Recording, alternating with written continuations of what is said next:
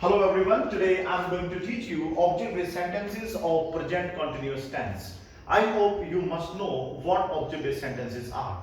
Object sentences mean when the doer of the action is not present in the sentences are called object-based sentences.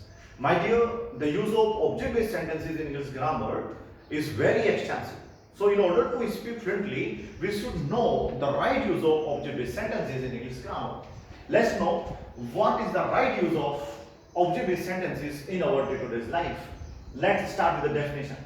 When the doer means जो, do means करना, doer means करने वाला, of the action, जब किसी भी action को करने वाला is not present, उपस्थित नहीं होता है in the sentences are called object-based sentences.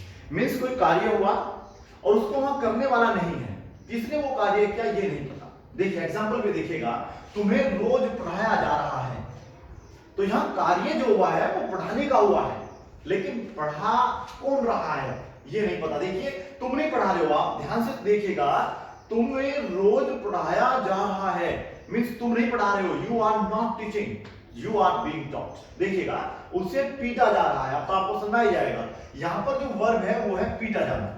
ठीक है बेटा, अब ये देखिए क्या वो पीट रहा है किसी को, नहीं, उसे तो पीटा जा रहा है. तो जब कार्य किसी कर्ता के ऊपर किया जाता है तो उसको हम लोग ऑब्जेक्ट बेस्ड सेंटेंसेस कहते हैं. जैसे चाय बन रही है, खाना बन रहा है, तो क्या आपको लगता है चाय और खाना अपना बन जाता बिना किसी के? नहीं, ऐसा नहीं होता ना बेटा. तो खाना बनाना पड़ता है, देखिए खाना बनाया जा रहा है, लेकिन कौन बना रहा है? मैं खाना बना रहा हूं, तुम खाना बना रहे हो, ये पता करना पड़ेगा. इसी प्रकार से चाय बन रही है, कौन बना रहा है चाय? नहीं पता. हाँ, क्या बन रही है ये पता है. जब हम किसी भी सेंटेंस में कौन लगाकर क्वेश्चन करते हैं, आंसर लेते हैं उसका, तो अगर आंसर मिलता है तो वो सब्जेक्ट होता है. जैसे कौन बहका रहा है, नहीं पता, लेकिन किसे बहकाया जा रहा है?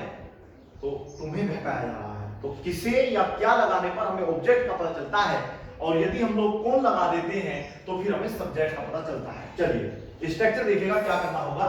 सबसे पहले हम ऑब्जेक्ट बेस पढ़ रहे हैं, तो यहाँ पर हमें ऑब्जेक्ट लगाना होगा. उसके बाद आपको इस जबान में से कोई एक according to the subject, then we use being plus third form of the verb. This is the important thing you should know. आपको ध्यान रखना है ये प्रोग्रेसिव है, क्योंकि कंटिन्यूअस है तो हमें आईनी तो लगानी ही पड़ेगी, इसलिए बेटा बीइंग आएगा. और याद रखना है ऑब्जेक्ट बेस्ड सेंटेंसेस जितने भी होते हैं वो हमेशा वर्ब की थर्ड फॉर्म लगाकर बनाए जाते हैं. इस चीज को आप हमेशा अपने दिमाग में रखेंगे. और यहां पर आपका other words plus full stop, यानी कि बीइंग प्लस वर्ब की थर्ड फॉर्म लगानी है. चाय बन रही है, देखो एक सेंटेंस तो ये है कि मैं चाय बना रहा हूं, आई एम मेकिंग टी, बनेगा आराम से. तुम चाय बना रहे हो, you are making tea, simple है. पर यहां पर आप देखिएगा द टी तो आ जाएगा, लेकिन आप खुद भी देख सकते हैं कि जो द टी है वो कोई काम नहीं करती, कि चाय पोछा लगा रही है, कि चाय जो है घर पर सफेदी कर रही है, ऐसा कुछ नहीं होता बेटा. तो चाय बन रही है, एक ऑब्जेक्ट हुआ यहां पर, तो यहां पर हम नहीं लगाएंगे इज मेकिंग, ये नहीं आएगा is making, the T is making, कि चाय बना रही है. अब यार चाय बना रही है ये कैसे बने फिर? तो यहां पर आएगा the T is being made. आप ध्यान से एक एक वाक्य को ध्यान से देखिएगा, आपको समझ में आ जाएगा. The T is being made. और देखिएगा खाना बन रहा है. अब यहां पर क्या बन रहा है? खाना बन रहा है. कौन बना रहा है ये नहीं पता. तो फिर से the food is being cooked या फिर made. The food is being made. उम्मीद है आपको समझ में आया होगा. The food is being made. हमारा घर बन रहा है तो आप खुद बनाएंगे. Our house is being made. कैसे बनाएंगे बेटा? Our house is being made. Constructed भी लगा सकते हैं, built भी लगा सकते हैं.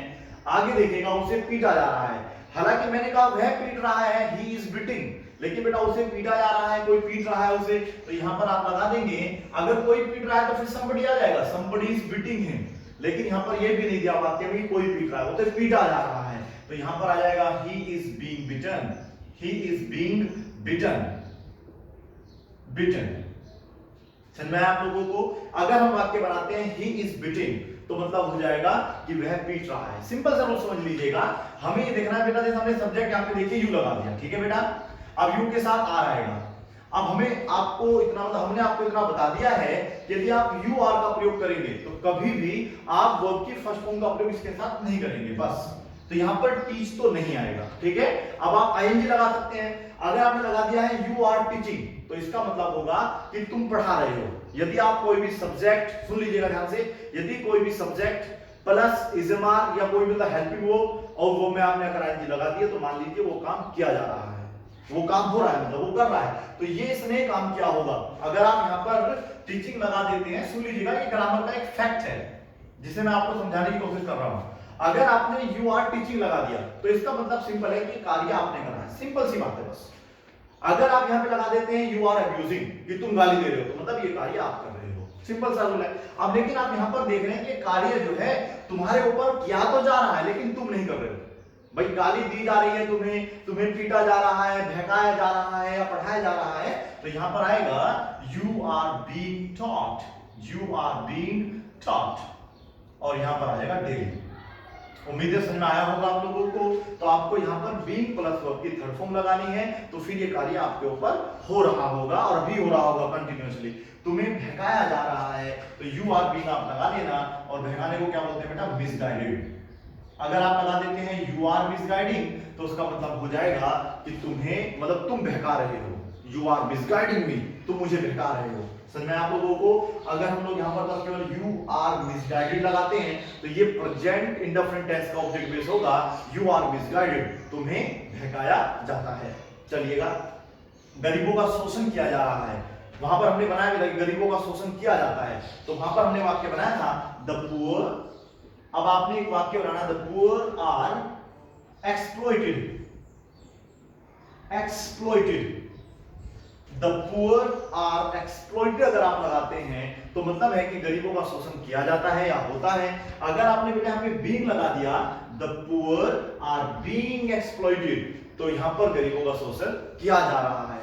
अगर आप यहां पर बीइंग नहीं लगाते हैं और वर्ब में लगा देते हैं ING, the poor are exploiting, तो इसका मतलब हो जाएगा गरीब जो है शोषण कर रहे हैं, लेकिन वो शोषण नहीं कर रहे, शोषण उनका हो रहा है। जिस दिन आपको समझ में आ जाएगा उस दिन आपको इंग्लिश भी बोलनी आ जाएगी और वाक्य तो बनाने आ जाएंगे 100%। गाजियाबाद में खुलेआम शराब बेची जा रही है।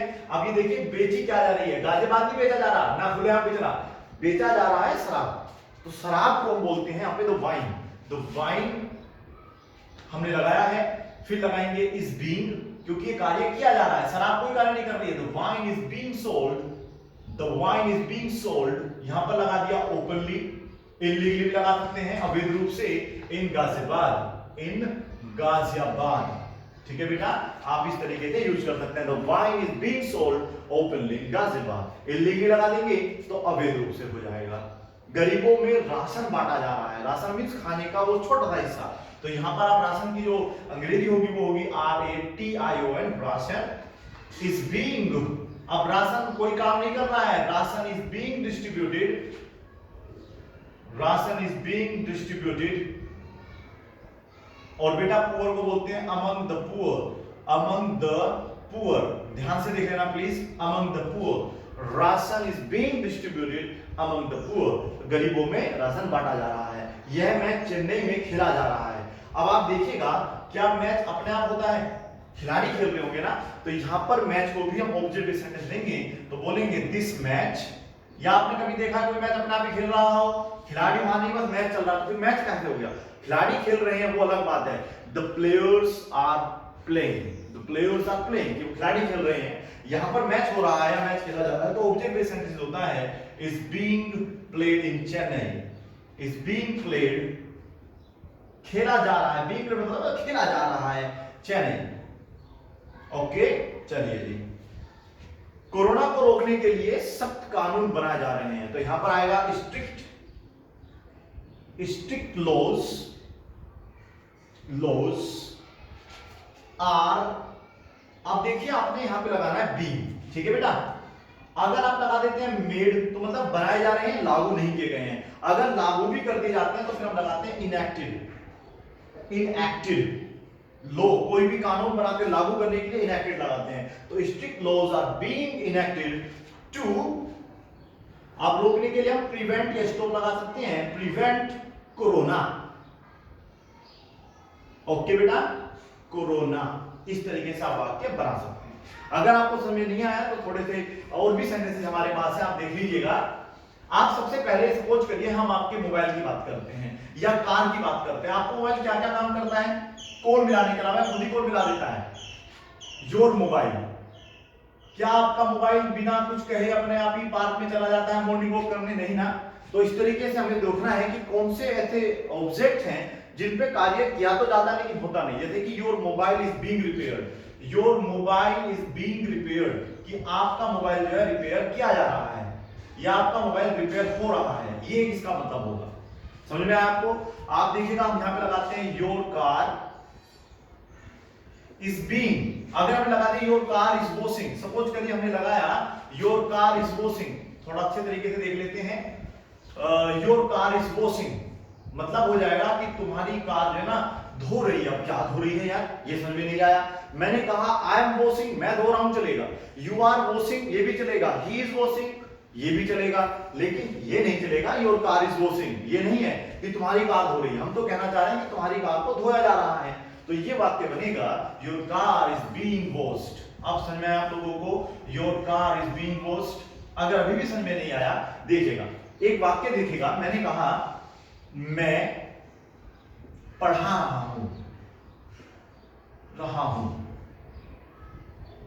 ठीक है बेटा, ये वाक्य तो आपको सिंपली आता होगा, आपने बना दिया आई एम टीचिंग। ठीक है, आई एम टीचिंग, मैं पढ़ा रहा हूं। लेकिन अगर वाक्य बेटा ऐसा हो कि मुझे पढ़ाया जा रहा है, तो फिर आप किस तरीके से बनाएंगे? मुझे पढ़ाया जा रहा है, मुझे। अब आप देखो पढ़ाने का कार्य कौन कर रहा है? क्या मैं ही कर रहा हूं यहां पे? नहीं, मुझे पढ़ाया जा रहा है। तो आप बनाएंगे I am being taught, I am teaching नहीं लगाऊंगा, फिर तो मतलब सिंपल हो जाएगा ना बेटा। आई एम टीच लगा दोगे तो वो तो कोई मतलब ही नहीं होता। मैंने बता दिया कि आई एम टीच का कोई मतलब नहीं होता। यहां पर या तो बस आई एम टीचिंग लगा सकते हैं या आई एम टॉट। अगर आप लगाते हैं आई एम टॉट तो मुझे पढ़ाया जाता है, ये प्रेजेंट इंडेफिनिट का टेंस है जो रोज होता रहता है। ठीक है बेटा, डेली रूटीन में आ जाएगा। और I am being taught means मुझे पढ़ाया जा रहा है। अब पता नहीं कब तक पढ़ाया जाएगा, ये मुझे भी नहीं पता है। I am being taught, I am being taught. Simple sentences हैं, सीख सकते हैं बनाना अगर आप लोग चाहते हैं तो। सिंपल तरीके से आप पहले सब्जेक्ट बेस्ड वाक्य बनाना सीखो। सिंपल तरीका हमने आपको बताया है कि अगर आप देखिए आप ऐसे वाक्य बनाइएगा, ही इज, एक तो आप ध्यान रखिए यहाँ पे अब्यूज नहीं आएगा, यहाँ पर आप लगाएंगे अब्यूजिंग, तो ये मतलब समझा जाएगा कि ये कार्य यही आपका सब्जेक्ट करता है, जो भी यहाँ सब्जेक्ट लिखा है। तो ये कार्य इसने संपन्न किया है। ही इज अब्यूजिंग मतलब वह गाली दे रहा है। सी इज अब्यूजिंग तो वह गाली दे रही है। लेकिन हमने कहा कि उसे गाली दी जा रही है या तुम्हें गाली दी जा रही है, तो वहां पर वाक्य बनता है बेटा ही इज बीइंग अब्यूज्ड। इस तरीके से आप ऑब्जेक्ट बेस्ड सेंटेंसों का प्रयोग करते हैं। ये बात ध्यान रखना है, you will not be able to speak English properly until or unless you know the right use of object based sentences in English grammar। ये आपको ध्यान रखना है, जब तक आप इंग्लिश ग्रामर में ऑब्जेक्ट बेस्ड सेंटेंस का प्रयोग ढंग से करना नहीं सीखोगे, आपको अंग्रेजी बोलनी और ना ही बनानी आएगी। देखिएगा, अगर हम बात करते हैं द हाउस, क्या बस घर को क्लीन ही किया जाता है? द हाउस इज बीइंग, हम यहाँ पर कोई भी थर्ड फॉर्म यूज कर सकते हैं, जैसे द हाउस बीइंग डेकोरेटेड, कि घर को जो है सजाया जा रहा है। डेकोरेटेड कि घर को जो है ना सजाया जा रहा है। The house is being white washed, कि घर को जो है ना सफेदी की जा रही है, घर पर सफेदी की जा रही है। इस तरीके से आप वाक्य बनाएंगे। उम्मीद है, जैसे कि हमने कहा कि आपको ऑब्जेक्ट बेस्ड सेंटेंस पढ़ाए जा रहे हैं, तो आप लिखेंगे object based sentences are being taught, are being taught. तुम्हें ऑब्जेक्ट बेस्ड सेंटेंसेस पढ़ाए जा रहे हैं तो यू लगा देना। तो वैसे बन गया object based sentences are being taught, कि ऑब्जेक्ट बेस्ड सेंटेंसेस पढ़ाए जा रहे हैं। लेटर लिखा जा रहा है, अ लेटर इज रिटन। समझ में आया आप लोगों को? मुझे उम्मीद है कि अब आपको बिल्कुल समझ आ गया होगा। अब आप इन्हें नोट कर लीजिएगा। Thank you so much for watching this video.